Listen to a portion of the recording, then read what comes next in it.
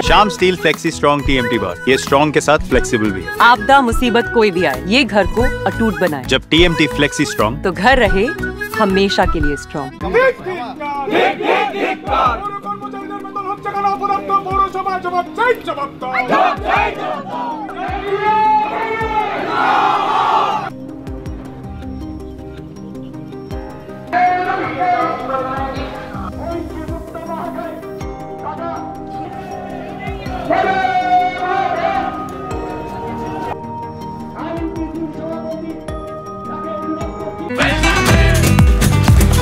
ये स्टाइल का मामला है। रूपा फ्रंटलाइन।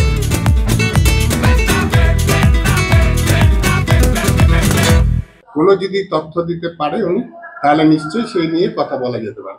উনি ছিলেন 17 বছর রায়গঞ্জে, 17 বছর এই চেয়ারটাতে বসে উনি কাজ করেছেন।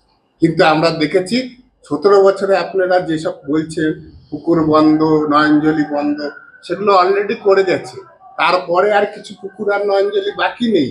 যদি কোনো কিছু ভর্তি হয়ে থাকে, ওনার উচিত এখানে আপনাদেরকে বাইট না দিয়ে ডিএলআরও অফিসে সেই ব্যাপারে কমপ্লেন জানানো উচিত। তো যেটা করা উচিত সেটা ওনারা কখনোই করেননি। আজকে আপনারা দুর্নীতির কথা বলছে। আমরা এখানে চেয়ারম্যান, ভাইস চেয়ারম্যান পৌরসভার গাড়ি ইউজ করি না, পৌরসভার তেল নেই না, নিজস্ব গাড়িতে আমরা চলাফেরা করি। উনি সারা জীবন এই 14 বছর পৌরসভার সমস্ত বিষয় এনজয় করে গেছেন। পৌরসভার তেল, জল বিনা পয়সায় পৌরসভার খেয়েছে। আমাদের ক্ষেত্রে এই কথা বলতে পারবেন। আমরা যারা এখানে পদে আছি, ওনাদের গায়ে জ্বালা। বেশিরভাগ মানুষই তাদের এস্টাবলিশমেন্ট আছে, তারা কোনো না কোনো ব্যবসা করে তারা প্রতিষ্ঠিত হয়েছে। আমার জানা নেই যে ওনার কি ব্যবসা ছিল, আমরা কোনোদিনও চোখে দেখিনি কি ব্যবসা ছিল। কিন্তু রায়গঞ্জে আমরা একসময় এটাও শুনেছি হাইয়েস্ট ডিপোজিটর উনি। তো এইসব ঘটনার মধ্যে দিয়েই বোঝা যায় যে বাস্তবটা। এটা ওদের ধারণা। আমরা যেহেতু তৃণমূল কংগ্রেস করি, কংগ্রেস দল কখনো কি গোটা ভারতবর্ষ জুড়ে তৃণমূল কংগ্রেস সম্পর্কে কখনো ভালো কথা বলেছে? আপনারা কি শুনেছেন কোনোদিন? ওরা বিরোধী দলের জায়গা থেকে, অবস্থান থেকে ওরা ওদের কথা বলবে। কিন্তু সাধারণ মানুষ কি বলছে আমাদের সেটা দেখতে হবে। সাধারণ মানুষকে নিয়ে আমরা কাজ করে চলেছি অবিরাম। আমরা 24 আওয়ার্স মানুষের স্বার্থে কাজ করে চলেছি অবিরাম। আজকের দিনেও রায়গঞ্জ পৌরসভার মাধ্যমে আমরা 30,395 জন মানুষকে মমতা বন্দ্যোপাধ্যায়ের অনুপ্রেরণার মধ্যে দিয়ে আমরা লক্ষ্মীর ভাণ্ডার প্রকল্পে এবং বিভিন্ন ভাতা প্রকল্পের মধ্যে দিয়ে এই রায়গঞ্জ শহরের নগরবাসীকে আমরা 30,395 জন মানুষের অ্যাকাউন্টে কমপক্ষে মাসিক আমরা 1,000 টাকা করে ঢোকাই। লক্ষ্মীর ভাণ্ডার প্রকল্পে শিডিউল কাস্ট এবং শিডিউল ট্রাইব মায়েরা বোনেরা 1200 টাকা করে পান, অর্থাৎ অতিরিক্ত আরো 200 টাকা করে পান। সেই জায়গায় দাঁড়িয়ে মানুষের স্বার্থে আমরা কাজ করে চলেছি অবিরাম। আপনারা তার সাক্ষী। আপনারা দেখেছেন যে শতাব্দীর ভয়াবহ বন্যাকে এই মহামাটি মানুষের রায়গঞ্জ পৌরসভা অতিক্রম করেছে। 2017 সালের 11ই আগস্ট যে বন্যা এসেছিল, সেই ভয়াবহ বন্যাকে আমরা অতিক্রম করেছি। তখন তো আমরা দেখিনি রায়গঞ্জের বিরোধী দল তারা মানুষের পাশে দাঁড়িয়েছেন, বা আমরা কোনো কাজ করতে পারিনি বলে একটা মিছিল, মিটিং, কোনো রকম কোনো কিছু তারা সেদিন তারা প্রতিষ্ঠিত করতে পারেননি। শুধু তাই নয়, তারপরে কোভিড-19 সিচুয়েশন 2020, 21, 22 আমরা রায়গঞ্জের মানুষের স্বার্থে রাত দিন এক করে আমরা কাজ করেছি। যে মানুষেরা ফোন করেছেন তাদের ঘরে একটা নয়, দুটো নয়, 5টা 7টা করে খাবার আমরা দুবেলা তাদের ঘরে তুলে দিতে পেরেছি।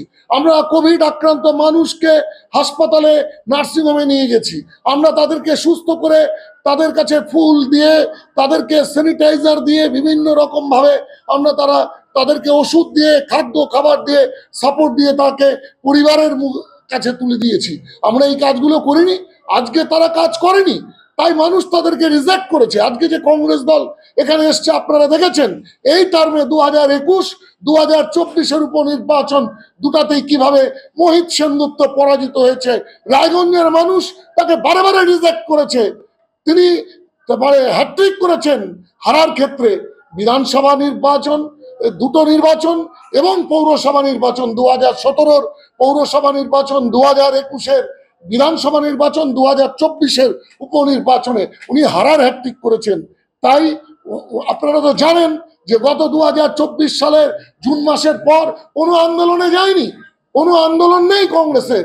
আজকে 2026 সাল আসছে, তাই 2026 সালকে সামনে রেখে কুম্ভকর্ণের নিদ্রা ভেঙে গেছে। কুম্ভকর্ণ এখন একদিন হঠাৎ বেরিয়ে বলছে আমি আন্দোলন করব, তাই আন্দোলন করছে। আজকে আন্দোলন যদি করার হিম্মত থাকতো, কংগ্রেসের ব্যানারে কেন আন্দোলন নেই? আমি সেই প্রশ্ন তুলে ধরতে চাই। আইএনটিইউসি কোথায়, কোন জায়গায় দাঁড়িয়ে আছে? দূরবীনেও দেখা যায় না। আপনারা জানেন আন্তর্জাতিক মে দিবস 1 মে 2025, আমি সেই দৃশ্য দেখেছি। রায়গঞ্জ পৌরসভা প্রাঙ্গণে আমাদের দলের শ্রমিক সংগঠন আইএনটিইউসি তারা পতাকা উত্তোলন করেছে, তারা শ্রমিক জাতির প্রতি শ্রদ্ধা জানিয়েছে।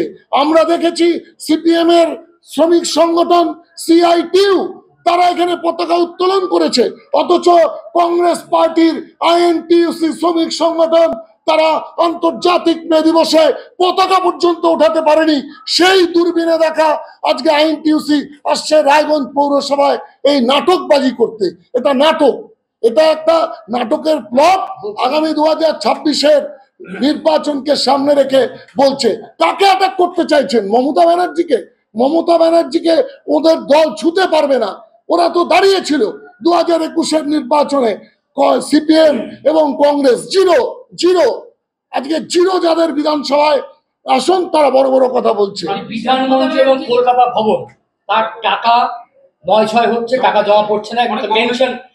টাকা মেনশন করছে, হাসান আলীর নাম বলছে, আরেকজনের নাম বলছে, কোঅর্ডিনেটর প্রতিনিধির নাম বলছে এবং অনেক কোঅর্ডিনেটর কলকাতায় ফ্ল্যাট বানাচ্ছে পৌরসভার টাকা দিয়ে। 2 কোটি টাকা। আমি তো জানি যে উনি পৌরসভার টাকা দিয়ে অলরেডি ওনার পরিবার ফ্ল্যাট বানিয়ে ফেলেছে।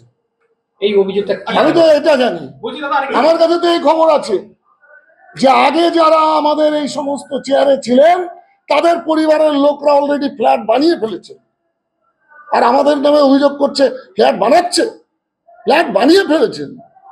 সেটা কি জানেন আপনারা? আপনারা সবাই জানেন যে আমরা দুর্নীতিকে পাথেয় করে আমরা চলি না। দিনরাত এক করে মানুষের সাথে কাজ করে চলেছে আমাদের কোঅর্ডিনেটর বন্ধুরা। এবং 2017 থেকে 2022-এর পৌর ভোট যেভাবে কাজ করেছে, তাই তারা হিংসায় আগুনে জ্বলছে। ওরা ভেবেছিল যে আমাদের তৃণমূলের প্রথম ভোট 2017 সালে প্রতিষ্ঠিত হয়েছে রায়গঞ্জের মানুষকে আশীর্বাদকে পাথেয় করে।